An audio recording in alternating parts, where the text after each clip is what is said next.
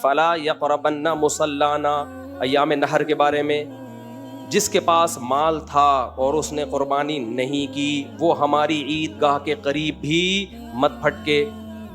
جن علاقوں میں جانوروں کے ذبح کرنے پر پابندی ہے، آپ انڈیا میں جا کے دیکھو، یوٹیوب پہ دیکھو کیسے تڑپ تڑپ کے گائے مر رہی ہیں بھوک پیاس سے، سمجھتے ہو؟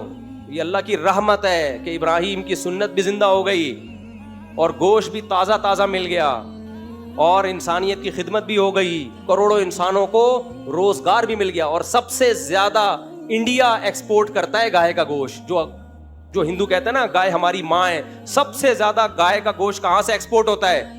انڈیا میں سب سے زیادہ گائے کٹتی ہے اور ایکسپورٹ ہوتا ہے گوشت۔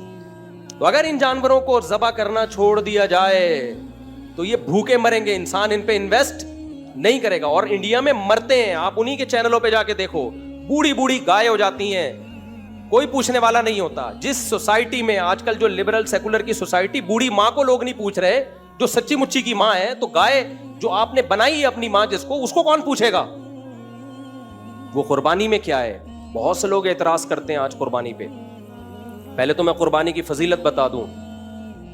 رسول اللہ صلی اللہ علیہ وسلم نے فرمایا کہ بقرعید کے دن ما عمل ابن آدم احب الی اللہ یوم النحر من احراق الدم او کما قال صلی اللہ علیہ وسلم، اللہ تعالیٰ کو ایام نحر میں، نحر کہتے ہیں قربانی، نحر کے ایام میں جانور کا خون بہانے سے زیادہ کوئی عمل محبوب نہیں ہے۔ مفتی طارق مسعود کے بیانات کے لیے مفتی صاحب کے آفیشیل چینل مفتی طارق مسعود اسپیچز کو سبسکرائب کریں۔ الحمد للہ نحمده ونستعینه ونستغفره ونؤمن به ونتوکل علیہ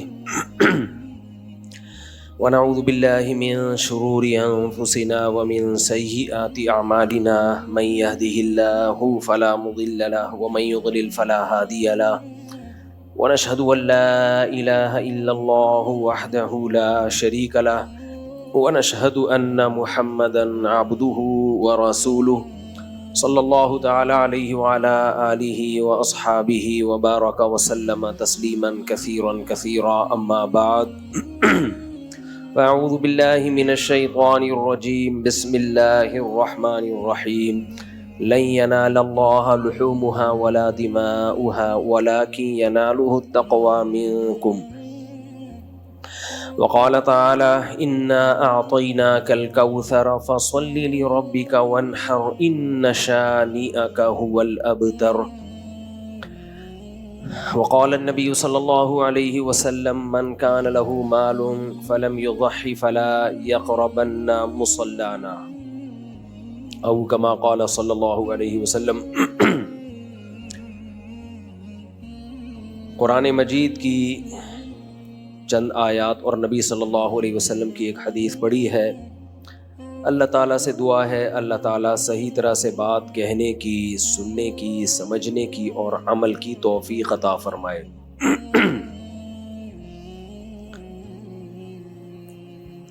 بقرعید آنے والی ہے 2024 کی، آج جمعے کا دن ہے، پیر کی بقرعید ہے۔ قربانی سے متعلق چند باتیں آپ کے سامنے پیش کرنی ہے۔ اللہ تعالیٰ صحیح طرح سے کہنے، سننے، سمجھنے اور عمل کی توفیق عطا فرمائے۔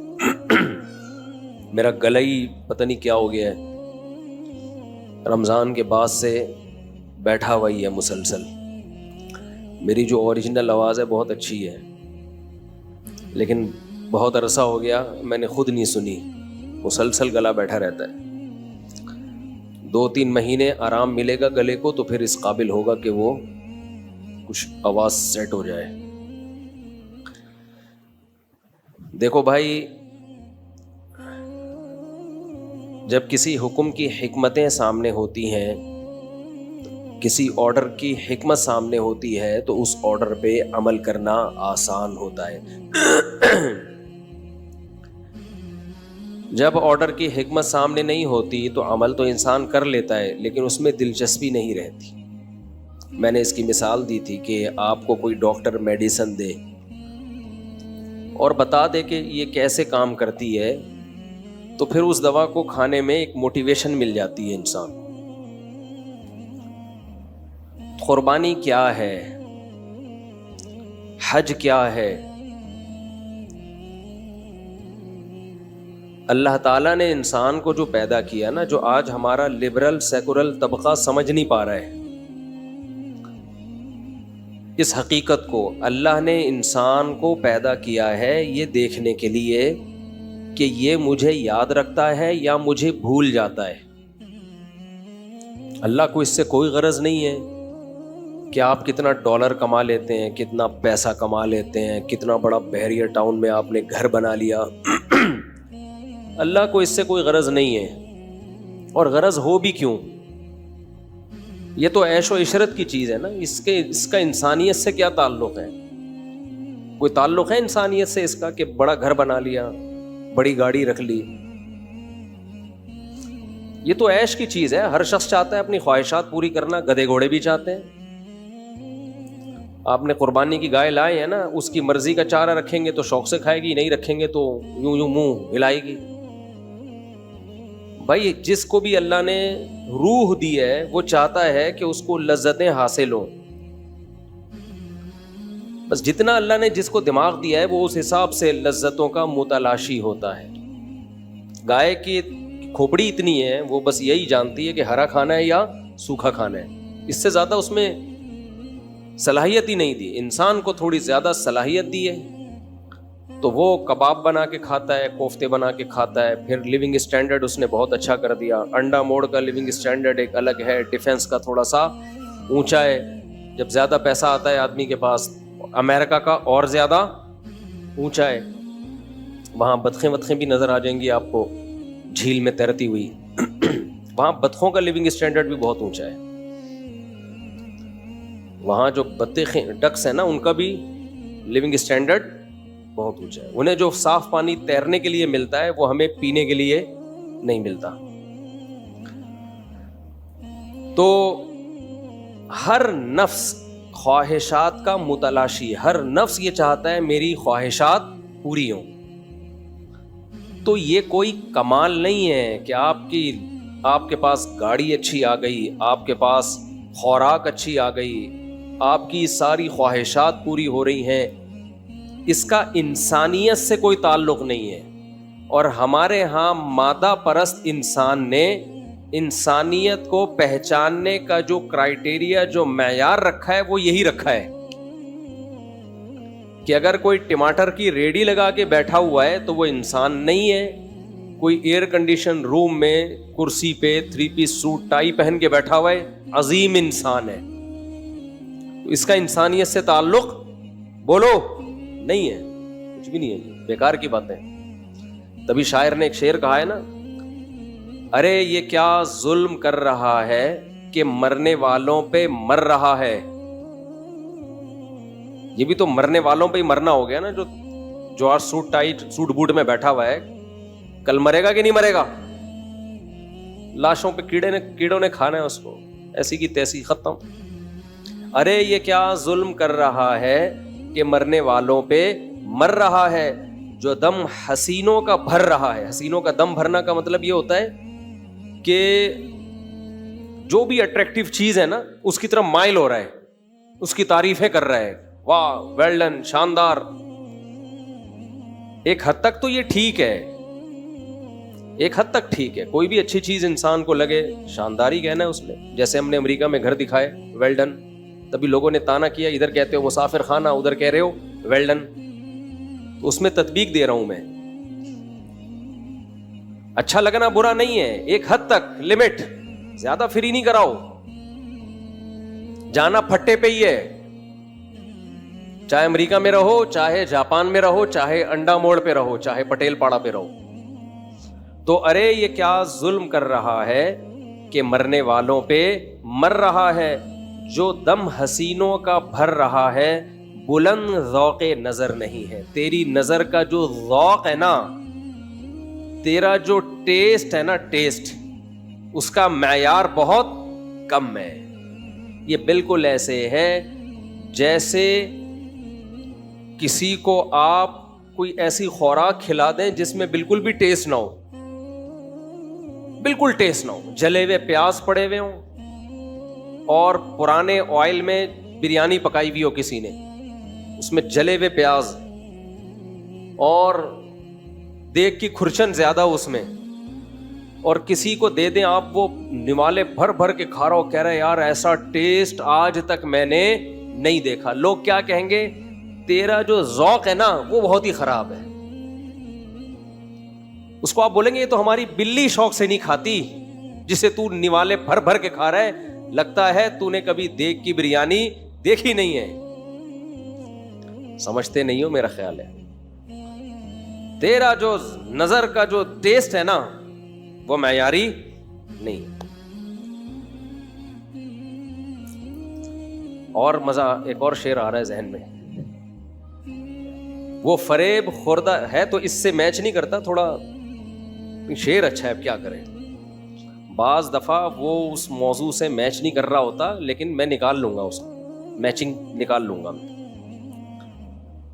वो कहते हैं ना, वो फरेब खुर्दा शाही जो पला हो करगसों में, उसे क्या खबर कि क्या है राहो रस में शाहबाजी। बड़ा खानदानी शेर है।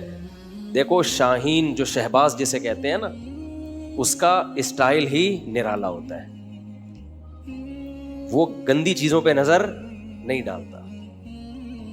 गिद्ध का काम है मुर्दार, जो बहरिया टाउन पे मर रहा है ना वो गिद्ध है, समझ रहे हो। और जो मेरे अमेरिका के व्लॉग देख देख के राले टपका रहा है वो भी क्या है, गिद्ध है। मैं खुद नहीं राले टपकाई मैंने, हालांकि मैं तो वहां मौजूद था। अगर मैं राले टपका रहा होता मैं 2 महीने रहकर आता वहां पे, मैं तो 1 हफ्ते में भाग आया भाई, अपना अंडा मोड़ा यार। बच्चे तो यहाँ हैं, मुर्गियां यहाँ हैं, मुर्गियां अंडे यहाँ दे रही हैं, समझ रहे हो। तो व्लॉग जो मैं बनाता हूं वो दुनिया अलग है, हकीकत की दुनिया क्या है भाई, अलग है। वो मैं दिखाता भी इसलिए हूं कि दुनिया देख के दुनिया से मोहब्बत ना करो, फिर फायदा है। बंद कमरे में बैठ के आदमी दुनिया को मुसाफिर खाना समझे, फिर कोई कमाल नहीं है। अभी कुर्बानी पे बयान हो रहा है, लेकिन अभी ला रहा हूं मैं, इसे ला रहा हूं। पहले जमीन बना रहा हूं, पहले जमीन बनेगी, हल चलेगा उसमें, पुरानी झाड़ियां निकलेंगी। अहलुल्लाह जो है ना, वो जब मुराकबा करवाते हैं ना अल्लाह की मोहब्बत का, तो कहते हैं पहले गैरुल्लाह की मोहब्बत निकालो। फिर वो मिसाल देते हैं कि जब किसान जमीन में फल बूटे लगाता है तो खारदार झाड़ियां पहले निकालता है। तो ये दुनिया के गटर जब तक उबल रहे हैं ना, बहरिया टाउन जो खोपड़े के अंदर घुसा हुआ है और इसके गटर उबल रहे हैं, ये जब तक गटर निकलेंगे नहीं, ना इस्लाम समझ में आएगा मेरे भाई, ना अल्लाह की मोहब्बत आएगी। उसी पे मरता रहेगा, सूट बूट टाई और गाड़ी और ये, और फिर छिछोरी बातें करेगा कि अमेरिका की व्लॉग देख के दुनिया की मोहब्बत पैदा हो रही है। तो वो शेर मुकम्मल कर लूं कि शाहीन जो है ना, शाहीन शिकार करके खाता है ना, और उसके शिकार का स्टाइल देखो आप, यूट्यूब पे देख लो आप, क्या ईगल भी ऐसा ही करता है। कैसे देखा है ना, एक बड़ी मशहूर वीडियो है, ईगल ने जंप मारी है, पानी के अंदर से सांप को पकड़ के लाया है, और हवा में सांप से लड़ाई हुई है, ऐसे पकड़ा है पंजों से, उसकी फाइट हवा में हो रही है इतने लंबे सांप से। सांप कोशिश कर रहा है डसने की, इसने मुंह से उसको दबोचा हुआ है, और अपने लिए नहीं कर रहा ये काम, अपने बच्चों के लिए। कितनी मेहनत से हवा में लड़ाई, फजाई जंग हो रही है बाकायदा, और उसको उठा के अपने छोटे छोटे बच्चों के पास लेकर फिर उसका सर खोल के भेजा अपने बच्चों की खिदमत में पेश करता है कि बेटा आपके लिए आज बारबेक्यू का हमने इंतजाम किया, कोयले वोयले ले आओ। ये स्टाइल किसका है? गिद्ध का ये स्टाइल हो सकता है? गिद्ध मुर्दों के लिए रखे जाते हैं। पारसियों के यहाँ ना अपने मुर्दों को गिद्धों के हवाले किया जाता था, अब शायद नहीं करते हो।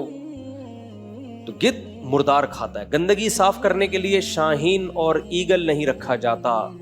मैंने पनामा के साहिल में देखा बड़ी सफाई सुथराई।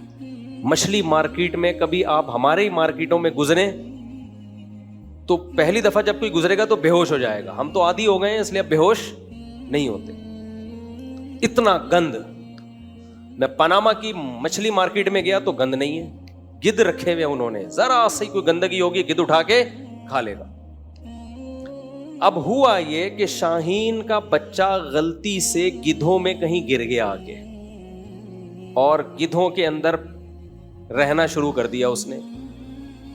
وہ اپنے آپ کو کیا سمجھنے لگا؟ بولو، گدھ. جب گدھ سمجھنے لگا وہ اپنے آپ کو، تو اب حرکتیں بھی کیسی کرے گا وہ؟ گدھوں جیسی. وہ اسٹائل کے عقابی آنکھیں، اور ایسے اسٹائل سے اپنے شکار کو دیکھنا، اور ایسے ناٹک کرنا کہ پہاڑ سے اپنے آپ کو گرا دینا، اور پھر قریب جا کے پروں کو کھولنا. یہ سارے جو باز اور شاہین والے اسٹائل تھے، وہ شاہین کا بچہ گدھوں میں رہ کے وہ اسٹائل، بولو، بھول گیا. اس نے بھی وہی چھچوری حرکتیں شروع کر دی، گدھوں جیسے کام شروع کر دی.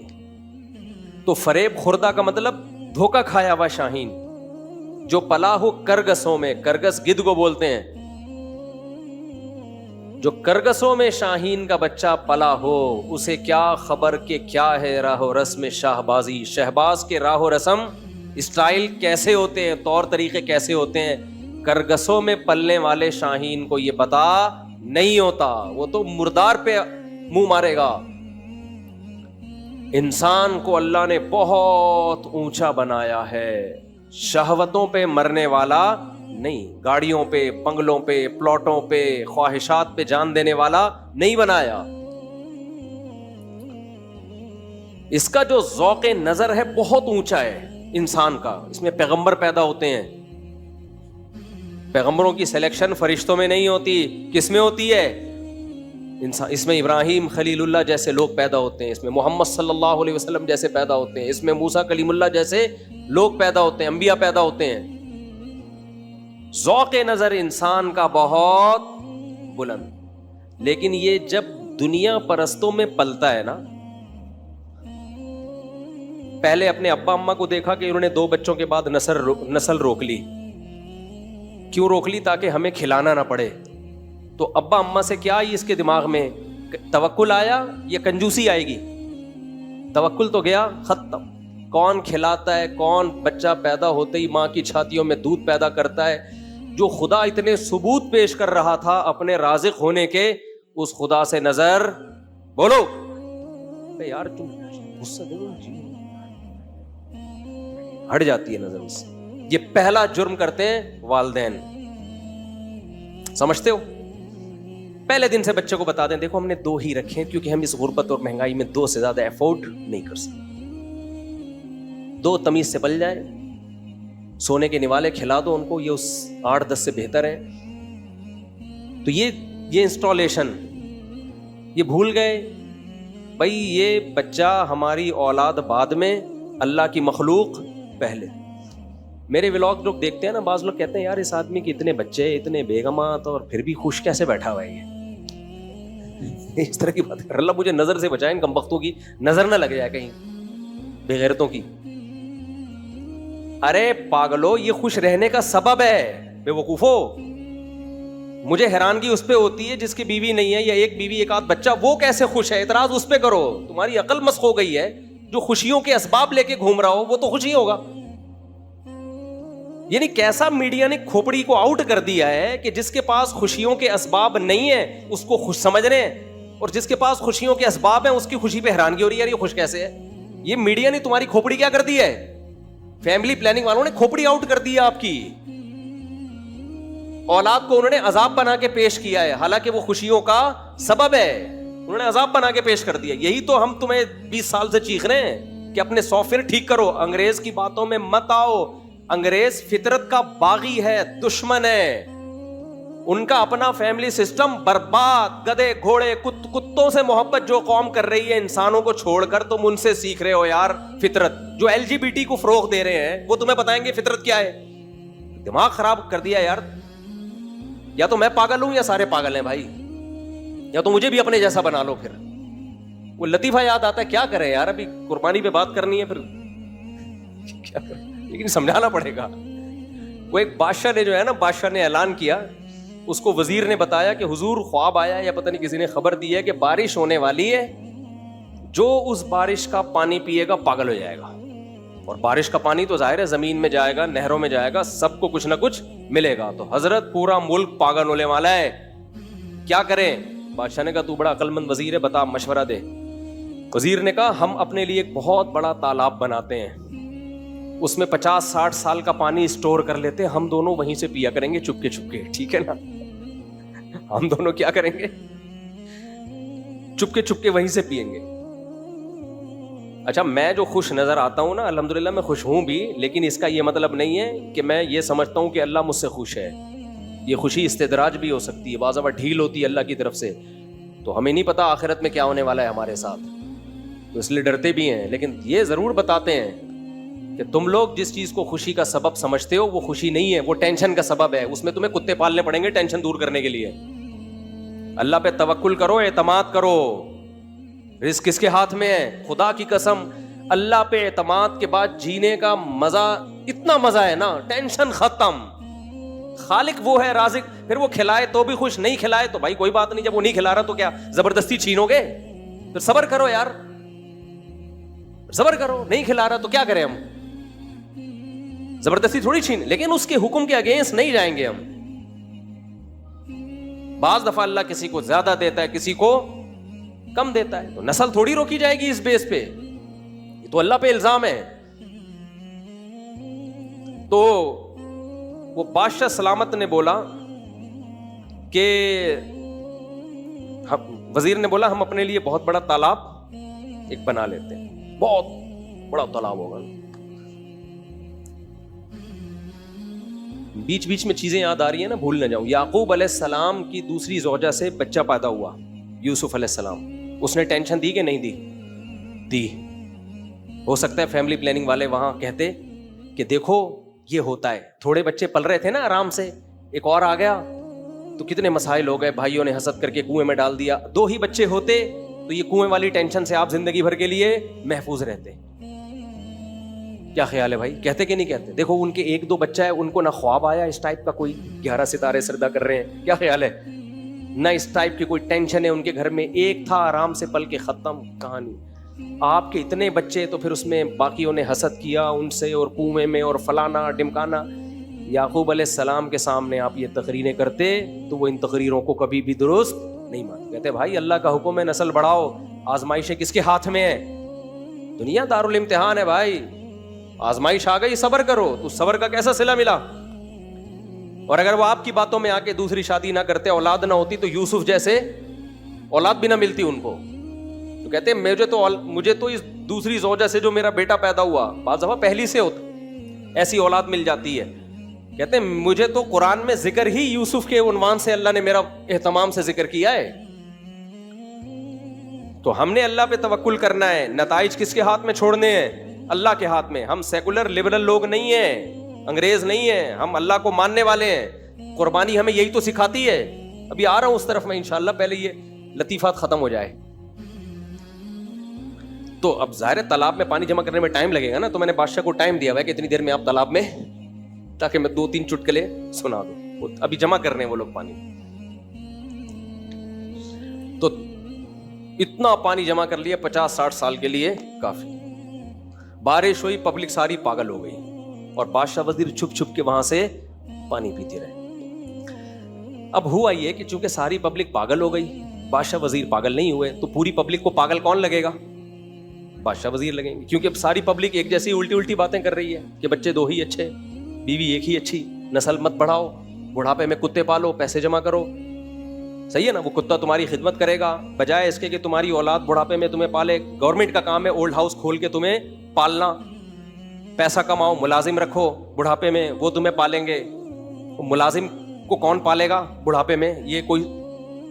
یہ نہیں اس کا جواب ان کم بختوں کے پاس نہیں ہے. ایک صاحب نے مجھے کہا بھائی بچے پیدا کرنے کے بجائے بہتر ہے پیسہ کماؤ, بڑھاپے میں ملازم رکھو. کم بخت وہ ملازم بھی, جب وہ تو غریب ہے, اس کو تو تم اور منع کر رہے ہو بچے پیدا کرنے سے, وہ کس کو ملازم رکھے گا بڑھاپے میں؟ ملازم اور اولاد میں فرق نہیں ہے کیا؟ آپ کہہ سکتے ہو نافرمان اولادیں بھی تو ہوتی ہیں, ریشو کم ہے, اتنی نافرمان کہ ماں باپ کو بھول جائیں. دوسری بات یہ وہ نئی خدمت کرے گی, آخرت میں اللہ اس کا متبادل دے گا تمہیں, آلٹرنیٹ دے گا اس کا. اولاد ہی نہیں ہے تو کیا آلٹرنیٹ ملے گا تمہیں؟ تو اب پوری قوم نے بادشاہ وزیر کے خلاف نعرے بازی شروع کر دی. ہم سب عقل مند ہیں, کیونکہ سب پاگلوں جیسی باتیں کر رہے تھے نا, یہ دو عقل مندی کی باتیں کرتے تھے. تو پوری قوم نے بادشاہ وزیر کے خلاف جلوس نکالنا شروع کر دیا. بادشاہ وزیر پاگل ہیں, ان کو ملک سے نکالو.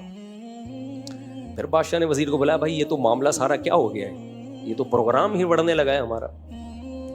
وزیر نے کہا, حضرت ایک ہی مشورہ ہے کہ ہم بھی وہ پانی پی لیں تاکہ ہم بھی ان جیسے ہو جائیں. تو آپ لوگ چاہتے ہو کہ میں بھی پانی پی کے آپ جیسا ہو جاؤں, ایک بیوی 2 بچے کی بات کروں, موت مر جاؤں گا میں, ایسی حماقت, میں ویسا پاگل الحمدللہ نہیں, میں فطرت سے کبھی نیچر سے بغاوت نہیں. میں کہتا ہوں عورت گھر کی 4 دیواری کے لیے, ملازمت اور جاب کے لیے نہیں ہے, اس کا گھر میں رہنا اس کے لیے زیادہ مفید ہے.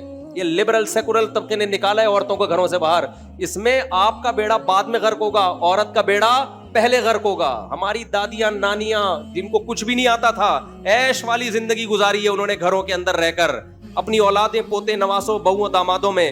اور آج کی ایجوکیٹڈ خاتون, پڑھی لکھی خاتون جو اچھے جاب کر رہی ہے, خدا کی قسم 50-55 کے بعد ان کی زندگی ایسی بدترین زندگی ہوتی ہے کہ قابل ترس ہوتی ہے, اور ترس کھانے والا بھی کوئی نہیں ہوتا. نیچر سے کب کیوں بغاوت کر رہے ہو؟ یہ تو شکر ہے ہم اس سیکولر لبرل لوگوں کے باتوں میں نہیں آتے, کیونکہ ہمارے پاس مذہب ہے, اسلام ہے, ورنہ ہم بھی وہی احمقوں والی باتیں شروع کر دیتے. ہر کمپنی میں حکم دیا جا رہا ہے کہ لڑکیوں کو بھی رکھو, یہ لا ہے. کمپنی والے کہتے ہیں ہم جب خواتین کو رکھتے ہیں بہت دفعہ کام ویسا نہیں مل رہا ہوتا جیسے آدمیوں کو رکھ کے ملتا ہے. ڈانٹ ہم ان کو سکتے نہیں ہیں, سختی ہم ان پہ کر نہیں سکتے, ہیرسمنٹ کا کیس بن جاتا ہے.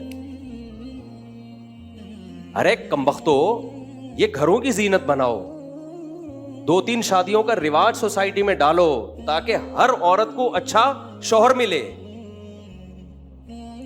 یہ اس کی نیچر ہے, اس کو مرد چاہیے زندگی میں. انگریز نے کیا کیا, زنا کو عام کر دیا.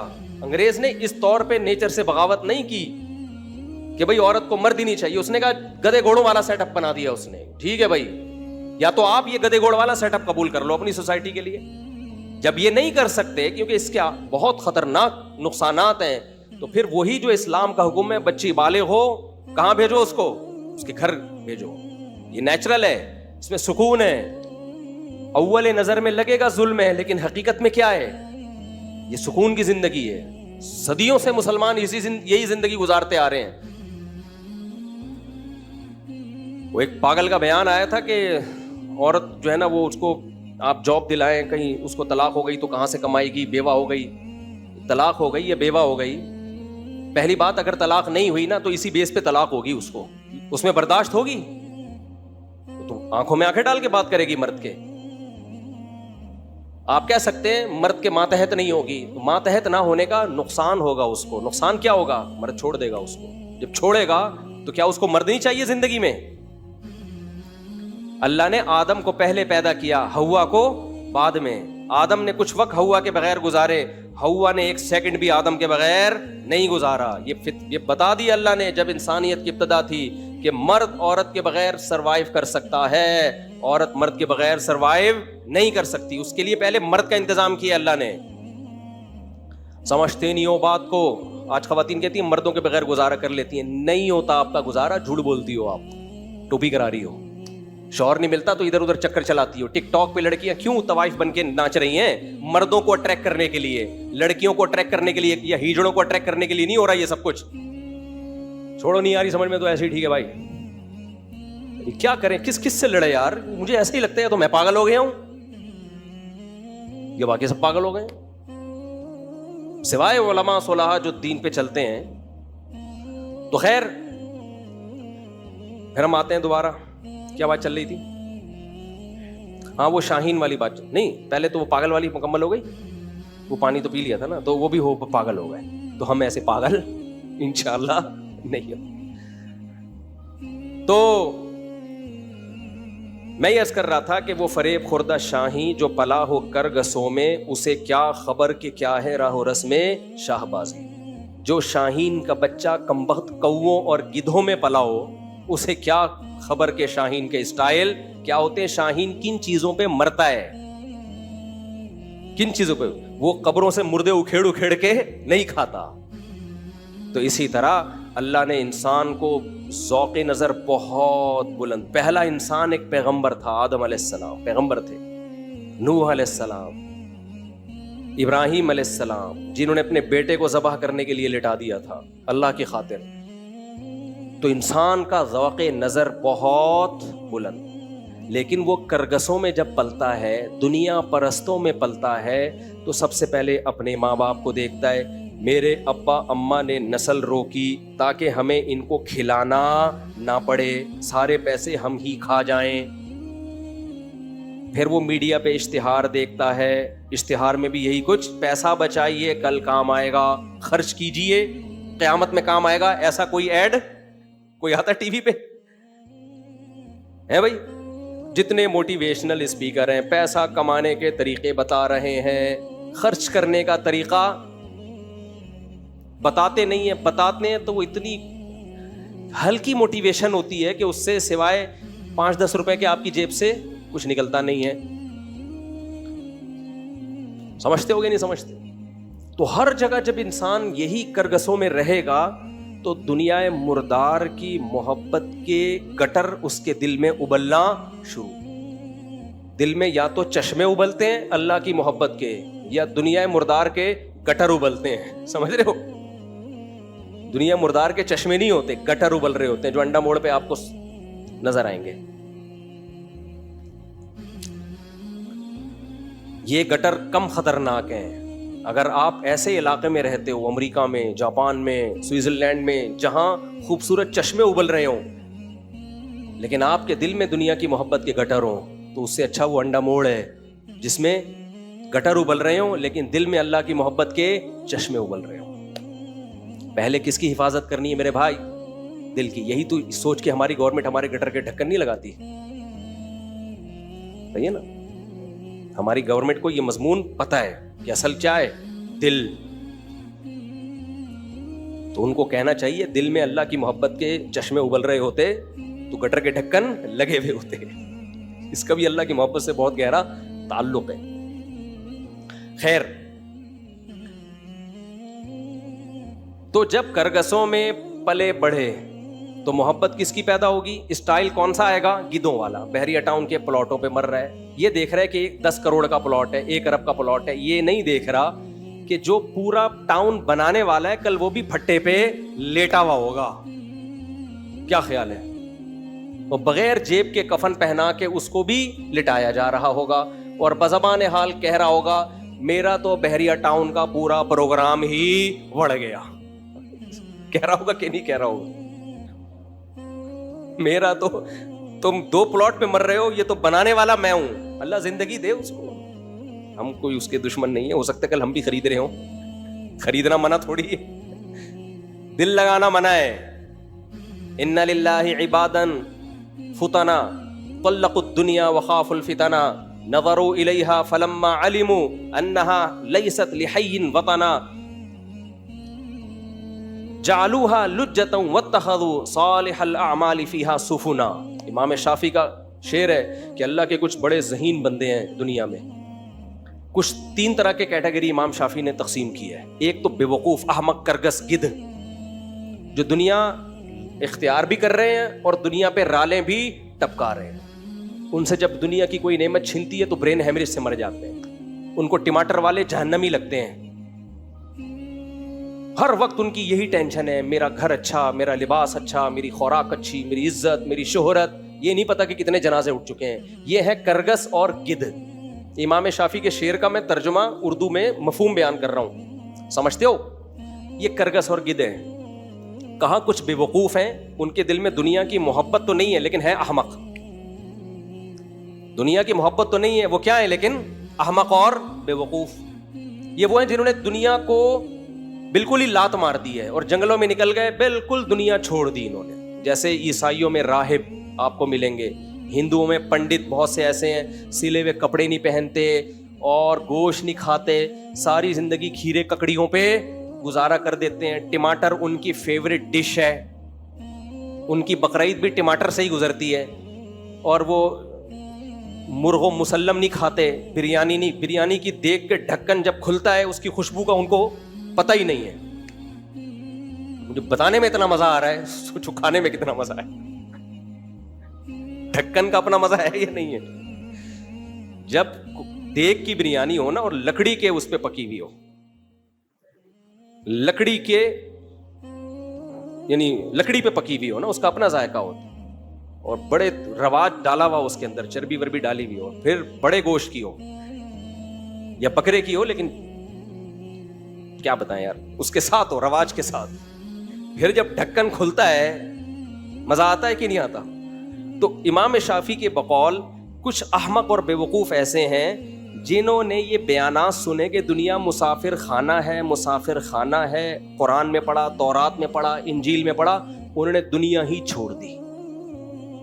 لات ماری ہے, کوئی دیگ کی ڈھکن مکن نہیں. ابلے ہوئے چاول کھانے, بوائل چاول, وہ بھی جب شدید بھوک لگے چارنے والے لے لو بس, اور ککڑی کے ساتھ گوشت موشت اور مرغ مسلم اور بحریہ ٹاؤن, اور امریکہ کیا, جاپان کیا, اور گھر کیا, گندے نالے پہ چھپڑا ڈال لو بس.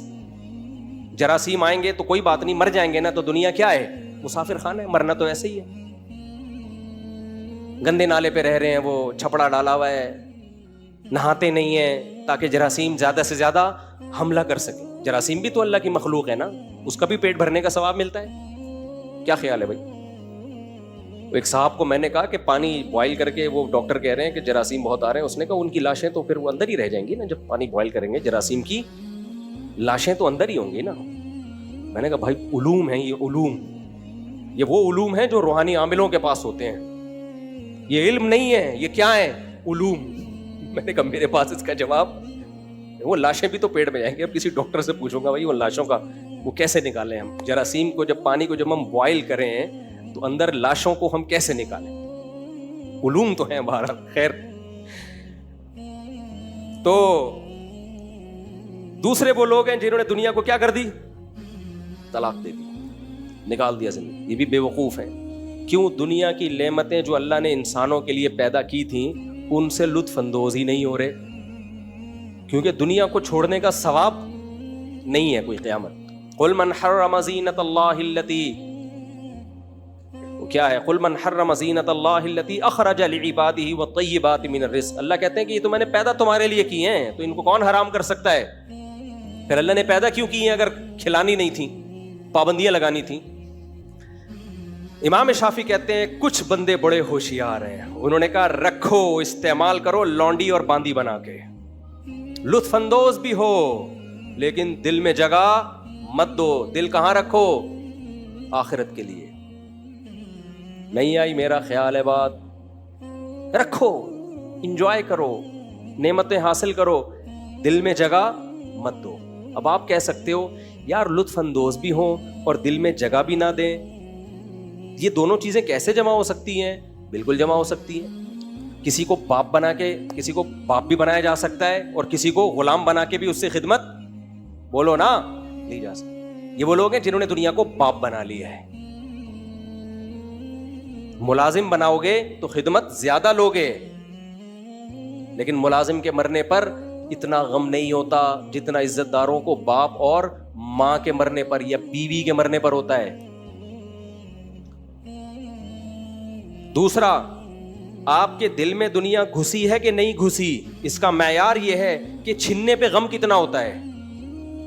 لطف اندوز دنیا سے سب ہوتے ہیں, لیکن جن کے دل میں دنیا ہوتی ہے ان کو دنیا چھننے کا غم بہت ہوتا ہے. جن کے دل میں دنیا نہیں ہوتی ان کو چھننے کا غم نہیں ہوتا. ایک مثال سے بات سمجھا کر پھر آتا ہوں میں قربانی کی طرف, جو اصل موضوع ہے. دیکھو, ایک آدمی نیا نیا کراچی آیا, اس نے کبھی W11 نہیں دیکھی. اس کو آپ نے مشورہ دیا بھائی تو نیو کراچی سے فلاں علاقے میں جانا ہے, W11 میں. وہ ہمیشہ پیدل سفر کرتا تھا.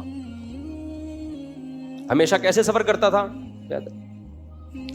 اب اس کو جگہ مل گئی W11 میں سیٹ پہ کھڑکی والی, گانا بھی اچھا سا لگا دیا اس کے مطلب کا, کیونکہ گانے بہت لگے ہوتے تھے W11 میں, اب کا پتہ نہیں مجھے. گانا بھی کون سا لگا دیا اس کی مرضی. بہت سے لوگ تو W11 میں سفر ہی گانوں کے چکر میں کر رہے ہوتے ہیں.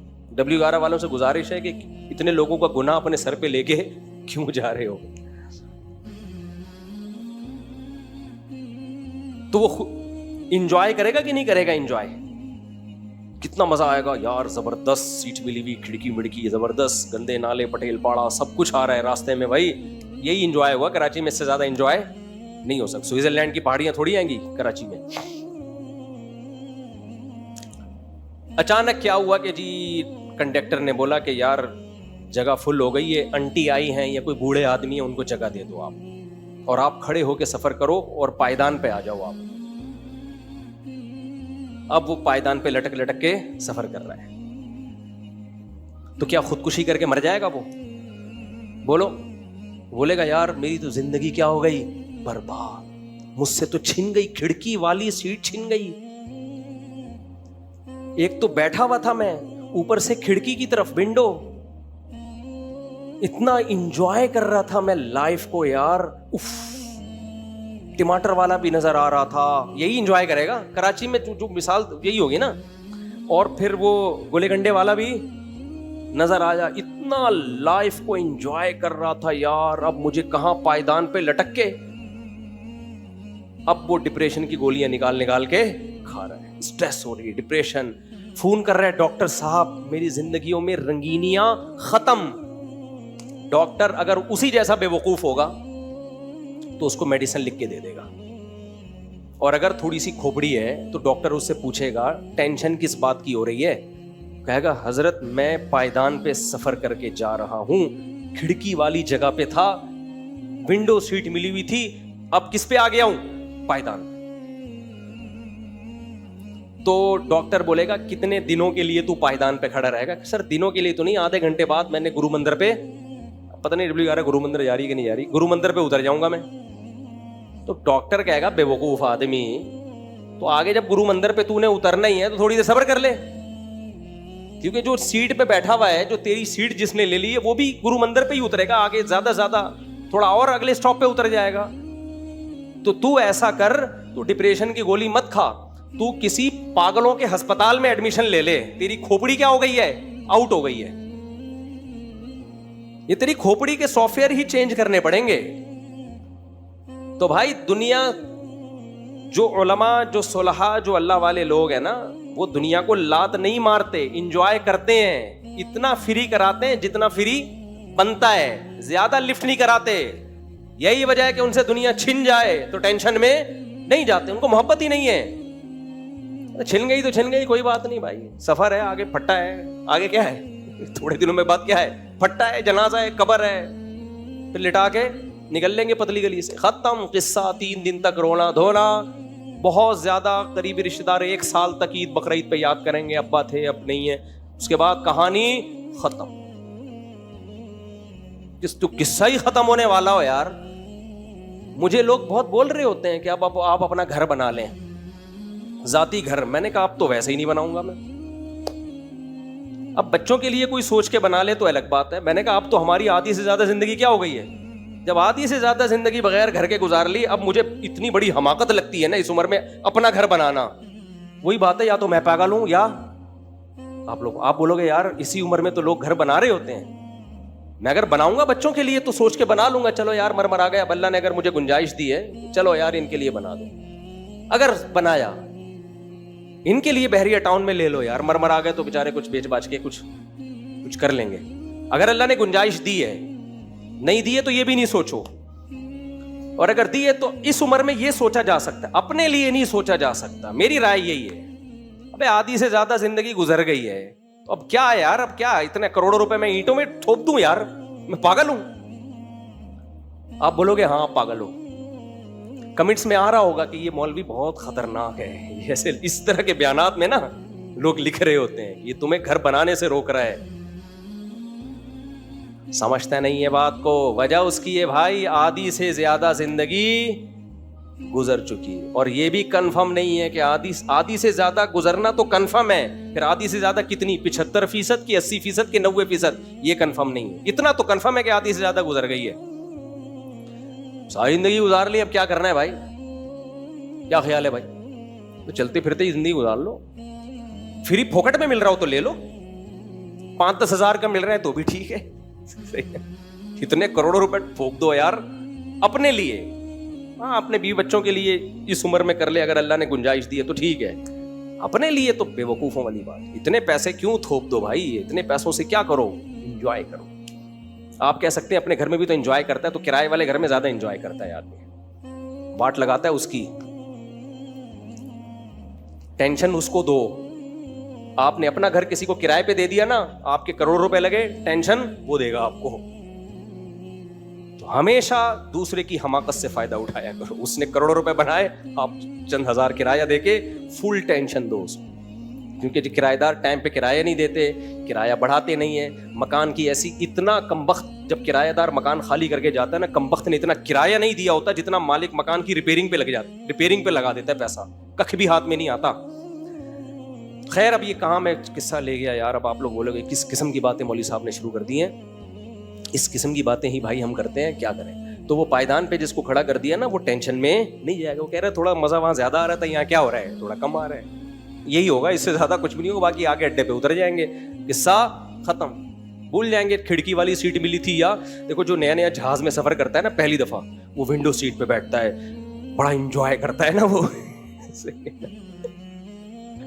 میں اپنے بچوں کو فرسٹ ٹائم جب جہاز میں لے کر گیا, ونڈو سیٹ پہ ان کے پھڈے ہو رہے ہیں, ہمیں تو اچھا لگ رہا تھا. چھوٹی بچیاں کہہ رہی ہوں, کہہ رہی میں بیٹھوں گی, وہ کہہ رہی میں بیٹھوں گی, پھر ایسا انجوائے کر رہے ہیں, جہاز اڑ رہا ہے. وہ بچے تو بڑا انجوائے کرتے ہیں. اس لیے میں کہتا ہوں جس کے بچے نہیں ہیں اس کی زندگی میں انجوائمنٹ ہے ہی نہیں. اس کے انجوائمنٹ پھر پتہ ہے کیا ہے, سٹے, شراب, کتے, یہ 3 چیزوں سے انجوائے. لڑکیاں زنا کاری والی, اور وہ بھی ایک حد تک ہے, 50 سال کے بعد گولیاں کھا کھا کے جائے گا وہاں بھی, اور اس کے بعد گولیاں بھی جواب دے جائیں گی. بڈھا ہو کے مرے گا سڑی ہوئی موت. تبھی تو میں کہتا ہوں ان ملکوں کا ایک باہر کی دنیا ہے, ایک اندر کی دنیا ہے. اس پہ لبرل لوگ بہت مجھے برا بلا کہتے ہیں, مفتی صاحب بہت مبالغہ کر رہے ہیں. مبالغہ نہیں کر رہے ہم, یہ جو کہتے ہیں نا وہاں بھی بہت لوگ خوش ہیں, یہ مسلم فیملیاں خوش ہیں, کلچر یہی والا رکھا ہوا ہے, اور سہولتیں وہاں والی. پھر وہاں بھی جب خوش ہو گئے امریکہ جاپان میں, جب مذہب ہے آپ کے پاس, تو پھر وہاں آپ یہاں سے یقیناً زیادہ خوش ہو گئے. لیکن اگر مذہب نہیں ہے میرے بھائی, تو پھر وہ تمام تر دنیا کی رنگ رلیاں آپ کے دلوں میں سکون نہیں ڈال سکتی. فطرت سے بغاوت کی تو دنیا میں فطرت انتقام لیتی ہے.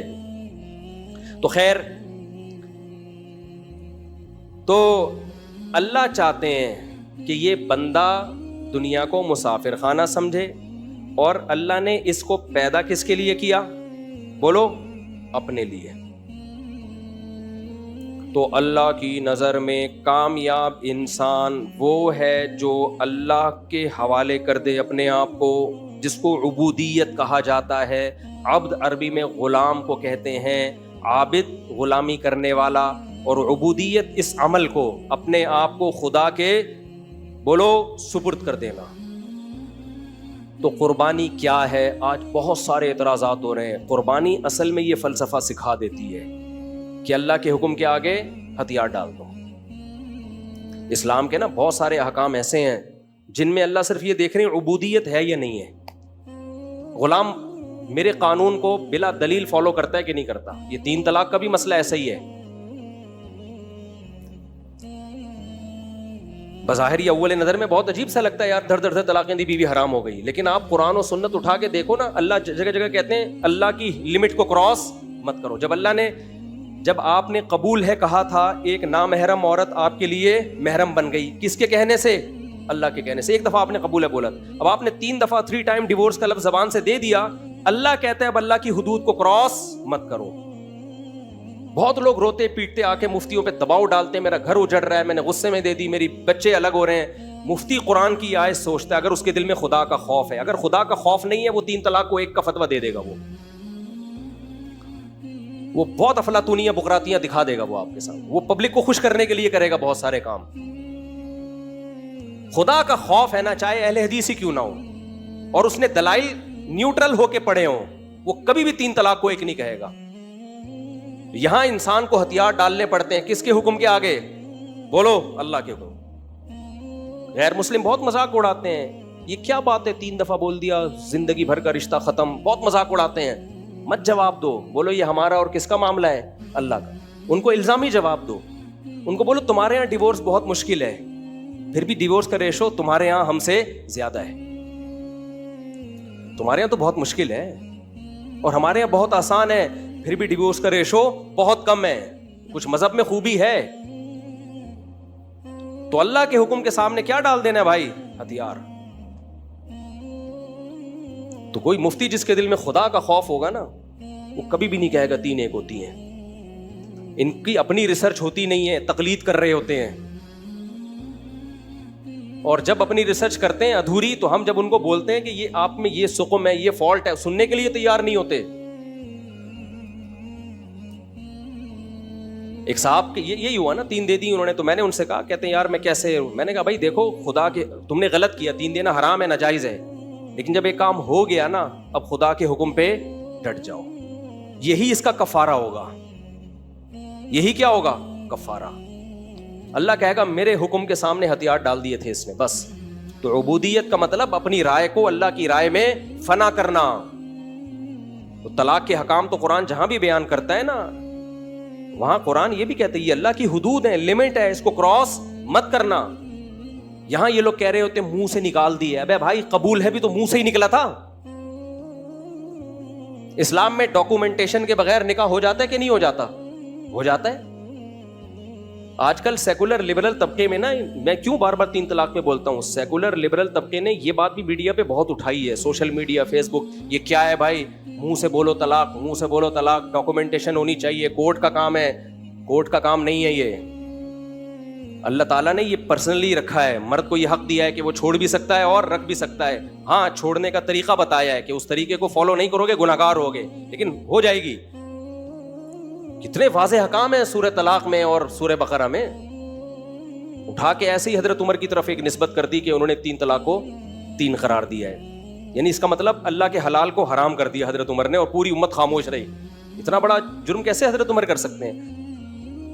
تو آج کل سیکولر لبرل طبقہ یہ طلاق ثلاث کا نا 3 ٹائم ڈیورس کا مسئلہ بہت اچھال رہے ہیں. یورپ امریکہ میں بہت اچھلا ہوا ہے یہ. اور وہ بڑے بڑے نئے نئے فالتو قسم کے اسکالر آ رہے ہیں، ایکچولی کر کے، ایکچولی دیکھیں اس پہ اجماع نہیں ہے، ایکچولی دیکھیں. بھائی قرآن و حدیث سے بات کرو بیٹھ کے سیدھے. وہ دیکھیں فلاں مفتی نے بھی لکھا. بھائی سارے مفتی بھی لکھ دیں بیٹھ کے. ایک چیز قرآن حدیث صحابہ نے 2 اور 2 4 کی طرح واضح کر دی ہے. اب کسی مفتی کی رائے کا کوئی اعتبار نہیں ہے. چاہے دیوبندی مفتی نہیں لکھا ہو، لوگ ہمیں بتا رہے ہیں آپ کے فلاں اکابر نے بھی لکھا ہے. بھائی غلط لکھا ہے ہمارے اکابر نے. اگر کسی نے لکھا ہے تو پہلے سے ہی بول دیا ہم نے. کتنے صحابہ کے فتوے اس بارے میں واضح بھائی. اور جب صحابہ کے دور میں اکٹھی 3 طلاقیں دے کے لوگ آتے تھے نا، تو بھی روتے ہوئے آتے تھے. ابو داؤد کی بالکل صحیح حدیث ہے، اہل حدیث بھی صحیح مانتے ہیں. عبداللہ بن عباس کے پاس ایک شخص آیا کہ میرے چچا نے اپنی بیوی کو 3 طلاقیں دی ہیں ایک ہی مجلس میں، اور حزنا شدیدا، انتہائی شدید غمزدہ ہیں وہ. عبداللہ بن عباس نے کیا فرمایا؟ ان عمک لم یتق اللہ فلم یجعل له مخرجا. تیرا چچا طلاق دینے میں اللہ سے ڈرا نہیں ہے، لہذا اللہ نے اس کے لیے مصیبت سے نکلنے کا راستہ نہیں رکھا. تو یہ حضرت عمر کا کام نہیں تھا، یہ کس کا کام تھا؟ اللہ کا. 3 طلاقیں دینے کے بعد اللہ نے آپ کے لیے مصیبت سے نکلنے کا راستہ بند کر دیا ہے. تو اس کا حل یہ نہیں ہے کہ اللہ کے قانون کو چینج کرو. اس کا حل یہ کہ نکاح سے پہلے مرد کو بتا دیا جائے اپنی زبان کو کنٹرول کرو. اگر اسلام کا نظام غلط ہوتا نا، تو صدیوں سے کامیابی سے چلانا آ رہا ہوتا، مسلمانوں کا سارا فیملی سسٹم برباد ہو چکا ہوتا. اور اس میں ایک حکمت ہے کہ جس آدمی میں برداشت نہیں ہے نا، اللہ اس کا گھر بسانا ہی نہیں چاہتے ہیں. جو زبان پہ کنٹرول نہ کر سکے، وہ باقی چیزوں میں کہاں کنٹرول کرے گا؟ گھر بسانا اس شخص کا کام ہے جس کی کنٹرولنگ پاور ہو. سب سے پہلے زبان پہ کنٹرول ہوتا ہے. تو یہ احکام کہلاتے ہیں عبودیت. کہ آپ اللہ کے غلام ہو تو حکم سمجھ میں آئے نہ آئے، آپ نے کیا کرنا ہے؟ بولو، فالو کرنا ہے، مان لینا ہے جیسے اللہ نے بول دیا بس. تو اسی طرح اللہ نے حج بھی دیا، اسی طرح قربانی بھی دی. وہ قربانی میں کیا ہے؟ بہت سے لوگ اعتراض کرتے ہیں آج قربانی پہ. پہلے تو میں قربانی کی فضیلت بتا دوں. رسول اللہ صلی اللہ علیہ وسلم نے فرمایا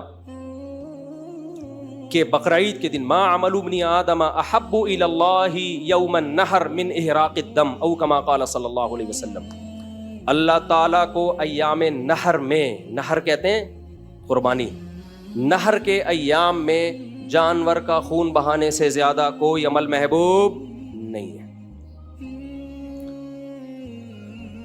مشکات کی حدیث ہے جس کو علامہ البانی نے صحیح قرار دیا، اور نبی صلی اللہ علیہ وسلم نے فرمایا من کان لہ مال فلم یضحی فلا یقربن مصلانا، ایام نحر کے بارے میں، جس کے پاس مال تھا اور اس نے قربانی نہیں کی وہ ہماری عیدگاہ کے قریب بھی مت پھٹکے۔ قربانی واجب ہے یا سنت ہے، اس میں اختلاف ہے، اور ہر صاحب حیثیت پر واجب ہے یا گھر کے سربراہ کی طرف سے سب کی طرف سے کافی ہے، اس میں بھی فقہا کا بولو اختلاف۔ میں تھوڑا سا اس مسئلے کو بھی بتا دیتا ہوں کیونکہ میڈیا پہ اس طرح اس مسئلے کو بھی اچھالا جا رہا ہے، اور کمال کی بات یہ ہے کہ جو فرقہ پرست لوگ ہیں نا، جو اپنے آپ کو فرقہ پرست کہتے نہیں ہیں، وہ ایک آنکھ بند کر کے ہمیشہ دلائل دیتے ہیں، دوسری طرف کے دلائل پی جاتے ہیں، حالانکہ اگر آپ نیوٹرل ہوتے نا تو دونوں طرف کے دلائل دیتے ہیں۔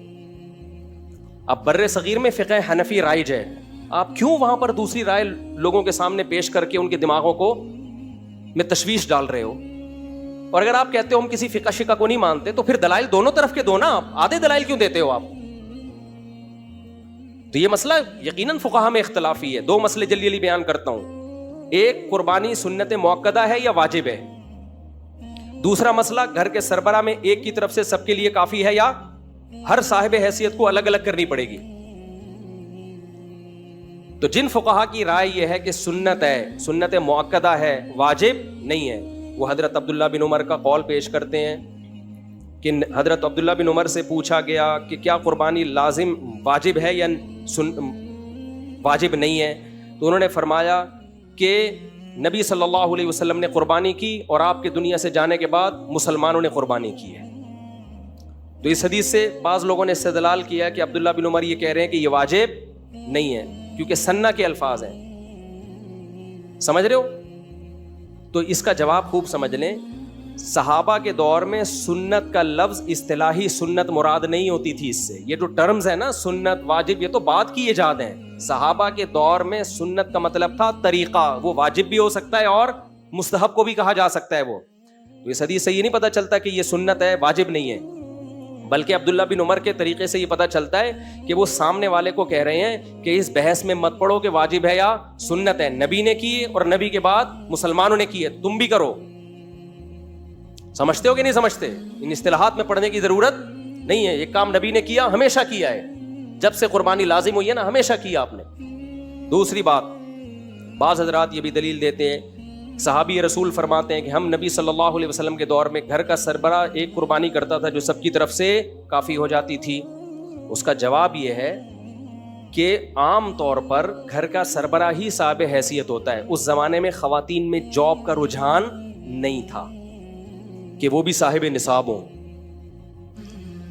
تو نارملی ایسا ہی ہوتا ہے کہ گھر میں ایک شخص پیسہ کماتا ہے، اسی پر واجب ہے، تو وہ ایک قربانی اپنی طرف سے کر لے اور گوشت سارے گھر میں، سارے گھر کا مطلب یہ ہے کہ وہ صرف سربراہ کر لے گا تو سب کی طرف سے ہو جائے گی۔ تو ہم بھی کہتے ہیں اگر سربراہ ہی مالدار ہے تو وہ کر لے، لیکن آج کل کیا ہو رہا ہے کہ خواتین کے پاس بہت زیادہ گولڈ ہوتا ہے، بعض دفعہ آپ کے بچے کی بھی اچھی خاصی ارننگ ہے، تو ہم یہ کہتے ہیں کہ دوسری حدیث کے پیش نظر پتہ چلتا ہے کہ جو بھی صاحب مال ہے تو اس پر الگ سے قربانی واجب ہے۔ اور ویسے بھی قیاس کا تقاضا کیا ہے کہ ایک عبادت کبھی دوسرے کی طرف سے کافی نہیں ہوتی۔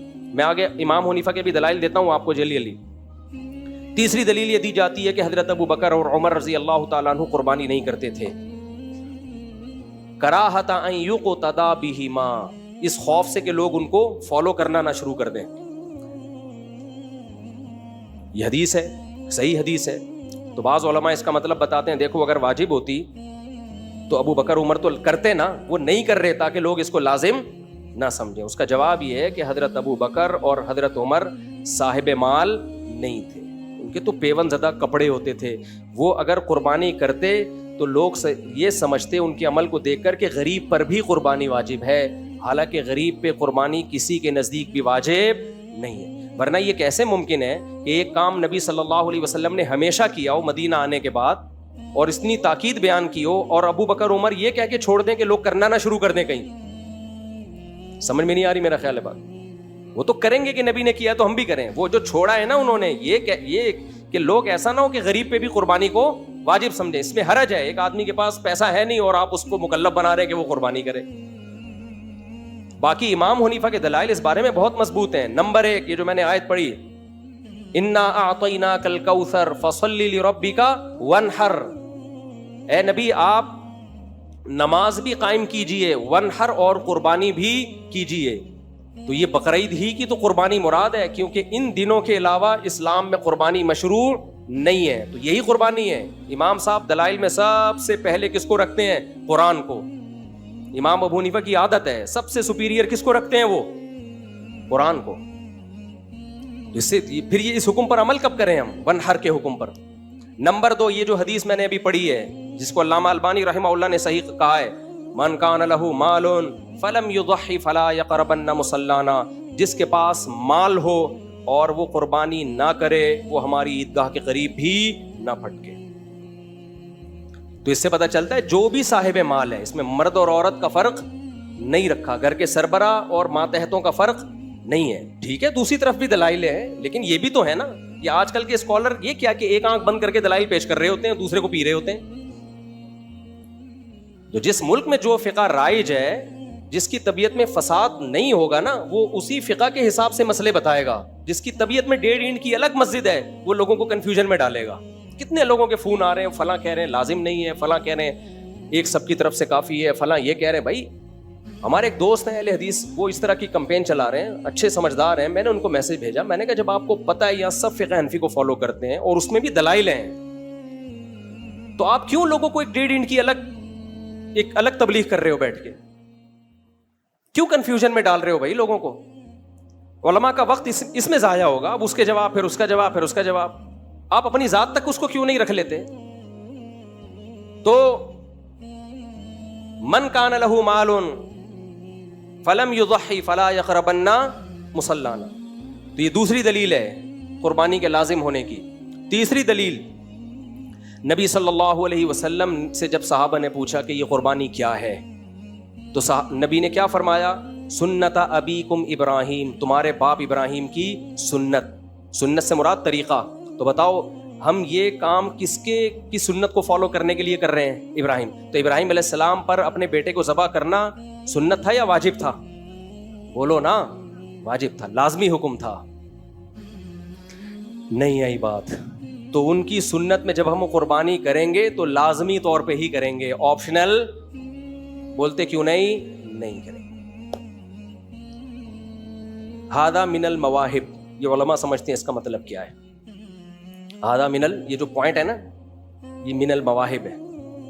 یہ آپ کی سمجھ میں نہیں آئے گا, علماء کو پتہ کیا کہہ رہا ہوں میں. تو ابراہیم علیہ السلام کا طریقہ بتایا ہے. تو ابراہیم علیہ السلام کے لیے آپشنل نہیں تھا. یا ابت افعل ما تؤمر, بچے نے کہا اے ابا اللہ کی طرف سے آپ کو جو آرڈر ہے آپ اس آرڈر پہ عمل کر لیں. اسماعیل علیہ السلام نے یہ نہیں کہا کہ یہ آپشنل ہے آپ کے لیے, بہتر ہے کہ آپ کر لیں, نہیں بھی کریں تو کوئی حرج نہیں ہے. یہ آپشنل نہیں تھا, ابراہیم علیہ السلام کے لیے کیا تھا؟ واجب تھا. تو اس کا آلٹرنیٹ میں جانور دیا گیا, تو وہ بھی وجوبی طور پر ابراہیم علیہ السلام نے ذبح کیا ہے, لازم تھا ابراہیم علیہ السلام پہ. تو ہم ابراہیم علیہ السلام کی سنت میں یہ کام کر رہے ہیں, تو سنت میں اصل یہی ہے کہ اسی طور پر آپ نے اس کو فالو کرنا ہے. تو ہمارے لیے بھی کیا ہے, یہ واجب ہے. آپ امام ابو حنیفہ کو ہلکا مت سمجھو. امام ابو حنیفہ کے دلائل کی جب ڈیپتھ میں جاتا ہے نا انسان, تو پتہ چلتا ہے کہ امام صاحب نے قرآن و حدیث پہ بہت ریسرچ کی ہے, ہر طرح کے دلائل اکٹھا کرنے کے بعد وہ فتویٰ دیتے تھے. ہم یہ نہیں کہہ رہے کہ وہ معصوم ہے, ان سے کوئی غلطی نہیں ہو سکتی. آج کل کے اسکالر سے غلطی کا امکان زیادہ ہے, ان لوگوں سے غلطی کا امکان کم ہے. پھر بھی مسئلہ اختلافی ہے, لیکن جب اختلافی ہے تو اختلافی تو سمجھو نا اس کو. آپ ایک طرف کے دلائل کیوں بیان کرتے ہو, دونوں طرف کے کیوں بیان نہیں کرتے آپ؟ تو نبی نے کیا فرمایا؟ تمہارے باپ ابراہیم کی بولو سنت ہے. ایک اور دلیل, ایک صحابی نے عید کی نماز سے پہلے جانور ذبح کر لیا, تو آپ صلی اللہ علیہ وسلم نے کیا فرمایا کہ ان کو اضافی پیکج دیا گیا کہ تمہارے لیے تو ہو گئی, لیکن آج کے بعد کسی کے لیے عید کی نماز سے پہلے ذبح کر دیا تو وہ گوشت, وہ لحم الاضحیہ نہیں ہے, وہ قربانی کا گوشت نہیں ہے, وہ ایسے ہی جانور کا گوشت ہے. تو یہ جو آپ صلی اللہ علیہ وسلم نصاب بتا رہے ہیں کہ عید کی نماز سے پہلے نہیں ہوگا اگر کر دی, تو یہ بھی وجوب کی طرف اشارہ ہے کیونکہ اس طرح کی قید قیودات عام طور پر اس حکم میں لگتی ہیں جو واجب ہوتا ہے، ورنہ آپشنل ہوتا تو آپ کہہ رہے کوئی بات نہیں، تم نے اگر عید سے پہلے کر دیا ہے تو کوئی لازم تو ہے نہیں، اللہ قبول کرنے والا ہے، عید کے بعد کرنا ہو تو کر لینا، نہیں کرنا ہو تو نہیں کرنا. لیکن آپ نے کیا فرمایا؟ اصولی طور پر تم پہ دوسرا جانور لازم تھا، یعنی مطلب حدیث کا یہی ہوگا، لیکن تمہارے لیے اللہ نے اجازت دے دی ہے. سمجھتے ہو کہ نہیں سمجھتے؟ تو یہ تمام دلائل اس کی طرف اشارہ کرتے ہیں کہ قربانی ایک لازمی حکم ہے، کیونکہ ابراہیم علیہ السلام کی سنت کو ہم نے، پھر بھی اختلافی مسئلہ ہے میں مانتا ہوں، لیکن ایک فقہ کو فالو کرو میرے بھائی پراپر طریقے سے. تو ہم فقہ حنفی کو فالو کرتے ہیں، تو پھر یہ نہیں کہ جب آسانی نظر آئے تو ادھر کو لڑک گئے، اور جب مشکل نظر آئے، جب آسانی نظر آ رہی ہے تو ادھر کو لڑک گئے، مشکل نظر آ رہی ہے تو ادھر کو چلے گئے. یہ تو عبودیت کے خلاف ہے. اس کو کہتے ہیں ربقہ تکلیف، یعنی جو مکلف ہونا ہے نا، آپ نے وہ قلادہ ہی اپنے گلے سے اتار کے پھینک دیا. تو نبی صلی اللہ علیہ وسلم نے کیا فرمایا؟ آپ صلی اللہ علیہ وسلم نے فرمایا کہ اللہ تعالیٰ کو بقرعید کے دنوں میں جانور کا خون بہانے سے زیادہ کوئی عمل محبوب نہیں ہے. نمبر 2، پھر آپ نے یہ بھی فرمایا کہ یہ جانور اپنے خون اور کھر کے ساتھ ترازو میں، یعنی اس کا اجر تولا جائے گا، او کما قال صلی اللہ علیہ وسلم. فطیبوا بہا نفسکم، فرمایا خوش دلی سے کیا کرو قربانی. یہاں پر جو ہمارا ایک لبرل سیکولر طبقہ ہے نا، وہ ایک بہت آواز اٹھاتا ہے، اتنے پیسے کسی غریب کو دے دیے جاتے، ایک ہی دن میں کروڑوں اربوں کے مالیت کے جانور آپ کاٹ دیتے ہو، کتنا گوشت اس میں ضائع ہو جاتا ہے، جانوروں پہ ظلم ہے، یہ سب باتیں بہت کی جاتی ہیں. ان کے 2 جواب ہیں. ایک کہتے ہیں الزامی. الزامی کا مطلب ہوتا ہے کہ یہ دلیل جب آپ کے اگینسٹ جاتی ہے تو پھر آپ اس کو نہیں مانتے. اور ایک ہے تحقیقی. سمجھتے ہو؟ دیکھو تحقیقی جواب اس کا یہ ہے کہ صحابہ نے بھی نبی سے پوچھا تھا کہ یا رسول اللہ یہ قربانی کیا ہے؟ آپ نے فرمایا سنت ابیکم ابراہیم، تمہارے باپ ابراہیم کی سنت. ابراہیم علیہ السلام سے جب اللہ نے کہا تھا کہ بیٹے کو ذبح کرو، کوئی لاجک بنتی تھی اس کی؟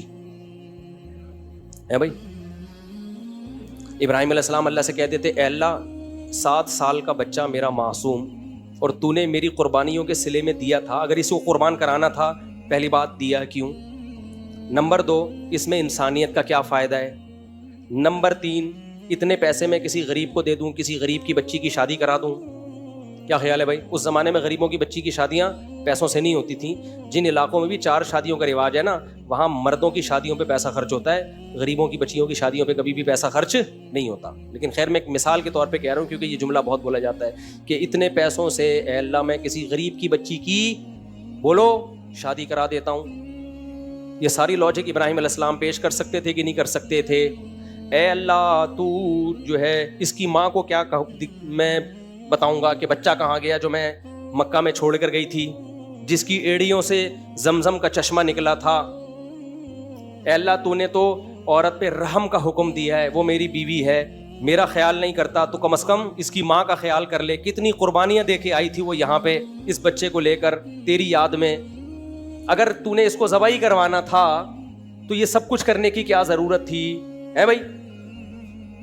تو اتنی دلائل ابراہیم علیہ السلام دے سکتے تھے، ایک دلیل بھی اللہ کے سامنے نہیں دی. کیوں؟ یہ بتانے کے لیے کہ جب انسان کو آرڈر کرتا ہے اس سے دلیل پوچھی جا سکتی ہے. اللہ جب آرڈر کرتا ہے اگر اس سے بھی دلیل پوچھی جائے گی، اس کا مطلب اللہ میں اور انسانوں میں آپ کی نظر میں کوئی فرق نہیں ہے. پھر آگے اسماعیل علیہ السلام سے جب ابراہیم علیہ السلام نے کہا کہ میں نے خواب دیکھا ہے میں تجھے ذبح کر رہا ہوں، تو اسماعیل علیہ السلام نے بھی کوئی لاجک پیش نہیں کی. ابا آپ اللہ میاں سے دوبارہ خواب جب اس قسم کا آئے تو آپ پوچھئے گا اے اللہ میں نے اپنے بیٹے سے یہ کہا تھا تو میرے بیٹے نے کہا میرا کیا قصور ہے بھائی، مجھے کیوں کاٹا جا رہا ہے؟ میں نے تو کسی پہ کبھی ظلم نہیں کیا. اور اگر ذبح ہی کروانا ہے تو باپ سے کیوں، کسی اجنبی سے کروا دیں. باپ کے لیے کتنا مشکل ہے بیٹے کے گلے پہ چھری پھیرنا. ایک دلیل بھی نہیں دی ابراہیم علیہ السلام. تو جو خدا کو خدا مانتا ہے محمد صلی اللہ علیہ وسلم کو پیغمبر مانتا ہے, اس کے لیے قربانی کرنا, جانور کو حلال کرنے کے لیے کسی لاجک کی ضرورت بولو نہیں ہے. وہ لاجک پوچھے گا, اپنے قربانی کی اجر کو ضائع کرے. ابراہیم علیہ السلام اگر لاجک پوچھتے تو خلیل اللہ تھوڑی بنتے. شیطان نے لاجک پوچھی تھی جب آدم علیہ السلام کو اللہ نے کہا نا, شیطان کو کہا کہ آدم کو سجدہ کرو, تو شیطان سجدہ کرنا زیادہ مشکل کام ہے یا بیٹے کو ذبح کرنا زیادہ مشکل کام؟ ادھر ذبح کا آرڈر دیا جا رہا ہے معصوم بچے کو, وہاں لاجک نہیں پوچھی جا رہی, اور شیطان کو اس سے کم درجے کا حکم دیا جا رہا ہے کہ سجدہ کر لو. بہت آسان تھا وہ, اس میں لاجک پوچھ رہے کیوں, why, how is it possible for me to do دس.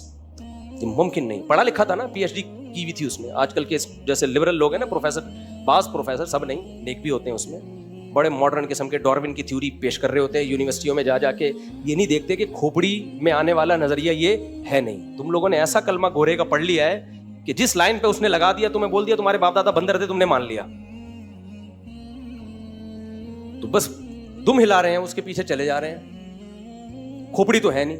تو اس کی کھوپڑی ہوتی ہے, وہ ہر ایک سے حکم کی لاجک پوچھتا ہے مگر اللہ سے لاجک نہیں پوچھتا. اس کو پتا ہے کہ اللہ ویسے بھی تو موت دے سکتا ہے اس کو. کیا خیال ہے, اللہ مجھے کہہ رہے بچہ ذبح کرو, میں نے نہیں کیا تو ہو سکتا ہے صبح لاش ملے اس کی, مجھے کوئی بیماری مسلط ہو جائے. ہر وقت اللہ کے ہاتھ میں ہے کہ زندگی اور موت ہے نا, تو ویسے بھی تو کر سکتا ہے. آج نہیں کاٹا تو ہو سکتا ہے اللہ رات کو کوئی موت دے دے اس کو, ویسے ہی اٹھا لے. اللہ کہہ رہا ہے صدقہ کرو, آپ نہیں کر رہے, تو کیا اللہ کو یہ کے پاس یہ طاقت نہیں ہے کہ ویسے ہی آپ کا مال ضائع کر دے؟ تو بہتر نہیں ہے وہ خود کہہ رہے تمیز سے دے دو, کیا خیال ہے, شرافت سے صدقہ کر دو. عقل مند آدمی اللہ کے حکم کے آگے ہتھیار ڈال دے گا. وہ کہے گا بھائی میرا اللہ سے زیادہ خیر خواہ کوئی ہو نہیں سکتا. ہو سکتا ہے اس کی موت لکھی بھی ہو, تو اللہ نے مجھے کہہ دیا کہ تو کاٹ دے تو ثواب پا جائے گا. تو ہم اللہ کو مانتے ہیں, اللہ کے رسول کو رسول مانتے ہیں, تو اس لیے ہمیں جب اللہ نے حکم دے دیا, غیر مسلم کہتے ہیں عیاشی ہوتی. میرے بھائی یہ جو ہم بیل لے کر آئے ہیں نا, ابھی ولاگ میں دیکھا ہوگا, ایک 1,65,000 کا, ایک 90,000 کا, یہ بقرعید کے بعد آدھی قیمت پہ مل رہا ہوگا. اگر ہم نے گوشت کھانے کے لیے یہ چیزیں خریدی ہوتی تو بقرعید کے دنوں میں اتنے ڈبل قیمتوں پہ نہ لے کر آتے. گلی میں دیکھو, محلے میں آ کے ہمارے مزہ, خدا کی قسم, کراچی میں قربانی کا, کیسے لوگ فیملیوں کے ساتھ, گایوں کے ساتھ بیٹھے ہوئے پوری رات چائے پی رہے ہوتے ہیں, حکے کے دور چل رہے ہیں. کیا مزہ ہے یار. کبھی سوچ رہا ہوں یہ ولاگ بناؤں اپنی گلی کا. کتنے جانور آ گئے ہماری گلی میں, جو کبھی یہاں ایک بکری بھی نظر نہیں آتی گلی میں, سارے بیٹھے ہوئے ہیں, اور سب ماشاءاللہ گائیں بیٹھی ہوئی ہیں, اور لوگ اپنی فیملیوں کے ساتھ نا, بیوی بچوں کے ساتھ, ماں باپ کے ساتھ, پوری بہویں داماد, کبھی جو اکٹھے ہوئے نہیں تھے زندگی میں, گائے کی لالچ میں سارے اکٹھے ہو جاتے ہیں, بیٹھے ہوئے ہوتے ہیں تمبو لگا کے. کراچی میں یہ ماحول چلتا ہے بقرعید کے دنوں میں, بڑا مزہ آتا ہے یہ دیکھ کے. مجھے تو بڑا اچھا لگتا ہے, لوگ بیٹھے ہوئے ہیں یار اپنی فیملیوں کے ساتھ. خواتین کو چاہیے ویسے پردہ کر کے بیٹھیں, تو فیملیوں کے ساتھ بیٹھے ہوئے ہیں اور چائے کے دورے چل رہے ہیں, گپ شپ لگا رہے ہیں. تو ٹھیک ہے یار, اللہ تعالیٰ کہہ رہے ہیں انجوائے کرو, کیا خیر ہے, تہوار ہے نا. لوگ امریکہ اور یورپ سے چھٹی لے کے آ جاتے ہیں انڈا موڑ. میرے دوست یو کے سے انڈا موڑ آئے ہوئے ہیں بقرعید میں, کہہ رہے ہیں یار وہ انجوائے یہاں ہوتا ہے, بقرعید وہاں نہیں ہوتی. تو اللہ نے حکم دیا کیا کرنا ہے بھائی, کاٹنا ہے. تو بس, تو شیطان کو اللہ نے کہا تھا آدم کو سجدہ کرو. شیطان نے کیا کہا, بہت آسان حکم تھا, ایک سجدہ کر کے اڑ جاتا, شیطان نہ بنتا وہ. اس نے کہا کیوں, وائی, جتنا ٹائم میں سجدہ میں لگاؤں گا, میں کسی غریب کی بچی کی شادی نہیں کرا دوں اس میں. کیا خیال ہے, کیا خیال. لیکن اس سجدے کے انکار کی ایسی نحوست ہوئی ہے کہ اب شیطان کا کام غریبوں کی بچیوں کی شادیاں کرانا نہیں ہے, جن کی ہو چکی ہیں ان میں طلاقیں ڈلوانا ہے. کیونکہ حدیث میں آتا ہے کہ شیطان جتنا طلاق سے خوش ہوتا ہے اتنا کسی اور کام سے خوش نہیں ہوتا. کم بخت سجدہ کر لیتا نا, آج تو شادیاں کروا رہا ہوتا. تو یہ جو سیکولر لبرل طبقہ کہتا ہے نا کہ قربانی کرنے سے بہتر ہے غریب کی شادی کرا دو, بچیوں کی جہیز دلوا دو, یہ زبان سے تو یہ کہہ رہا ہوتا ہے, لیکن جو قربانی کے منکر ہیں ایسے لبرل سیکولر لوگ شادیاں کم کرواتے ہیں, طلاقیں زیادہ ڈلواتے ہیں. کیونکہ یہ لڑکیوں کو آزاد بناتے ہیں. جاب کرو, ایکچولی تمہارا بھی حق ہے شوہر کی آنکھوں میں آنکھیں ڈال کے بات کرنا, ساس ہوتی کیا ہے, اس کی کیا خدمت, گھرداری کیا ہوتی ہے, ترقی کرو. انگریز چاند پہ پہنچ گیا اور تم کچن سے باہر نہیں نکلتی. اس طرح کی باتیں کر کے باغی بناتے ہیں اور گھروں میں کیا دلواتے ہیں, طلاقیں. پھر یہ نہیں کہ طلاق یافتہ کو راکٹ میں بٹھا کے چاند پہ پہنچا دیں. چاند پہ اس نے پھر بھی نہیں پہنچنا, پھر بھی توے پہ ہی بیٹھی ہوتی ہے بیچاری سارا دن. نہیں آ رہی میرا خیال ہے بات سمجھ میں. کیسا جوڑا ہے نا میں نے لوگوں کو شیطان کے ساتھ. شیطان بھی حیران ہو رہا ہوگا یار, ایسی ایکسپلینیشن میری آج تک کسی نے کی نہیں.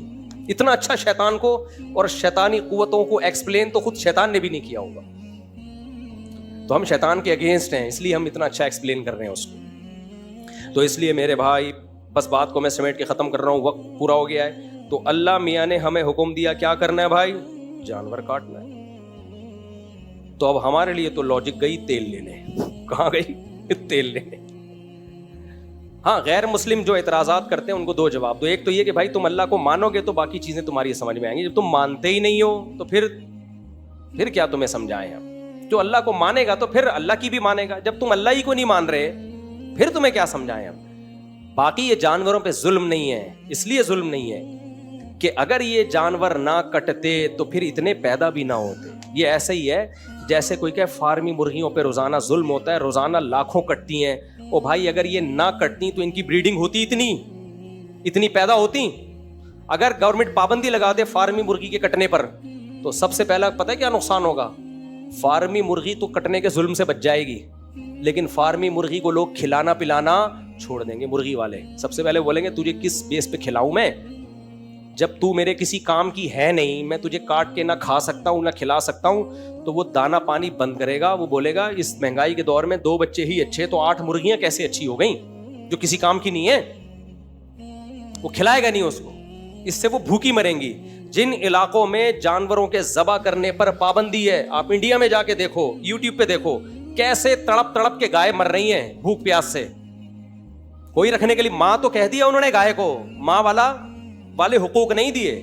آپ انڈیا ہی کے چینلوں پہ جا کے دیکھو ذرا کیسے بڈھی جانور, بڈھی گائے سڑکوں پہ پڑی ہوئی ہیں, بیماریوں میں مر رہی ہیں, تڑپ کے مرتی ہیں. کیونکہ انسان کے لیے اس جانور کو کھلانا آسان نہیں ہے, اور ان کو جنگلوں میں بھی نہیں چھوڑ سکتے آپ. یہ جنگلی جانور نہیں ہے,